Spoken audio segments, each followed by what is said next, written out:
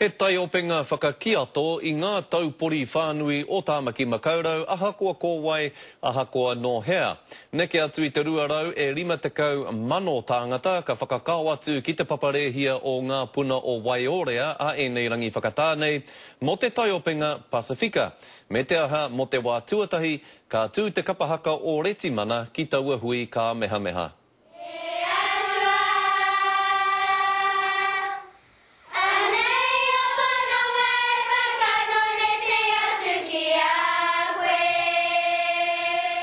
Ko nā tauira e nei o te kura o Retimana e inoi atu nei ki te atua, I mua I tō rātau tū ki te ahurea Pasifika a Pōpō. Tino rau e tuniki ki ahau. He tata ki te toru te kauna tauira ka tū ki te atamira o Pasifika a Pōpō. He tuatahitana tēnei mo te kura, o tira mona tauira hoki. Te nuinga atu he Māori, enari tērā etahi no whenua ke.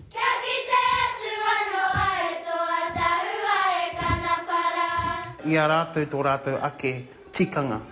Ia rātou tō rātou ake tikanga ki te kāinga.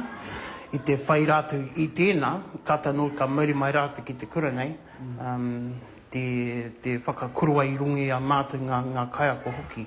So te papai rau atu ki te whakako I a rātou. Ina te whātero o te arero, he tohu kua reri te kapahaka nei. Kua riri rātou. Te kai minute noi hoki te tū I runga I te atamira. Engari, kua riri rātou. Te hēna rātou ki te mahi ngā he nui ake ngā waiata.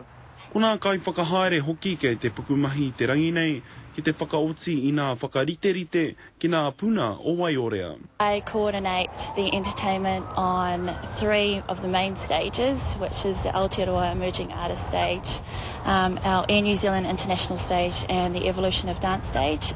It's quite busy. E te kau katoa nā ahurea rereke mai te moana nui a Kiwa e te ahurea Pasifika. E te kau o nā haora I te ata o a Pōpō Timatai. Ka parata whai te karere.